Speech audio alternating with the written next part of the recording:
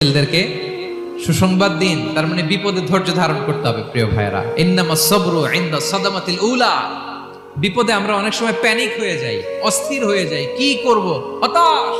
না, মুমিনরা হতাশ হয় না, ধৈর্য ধারণ করে। কি করে?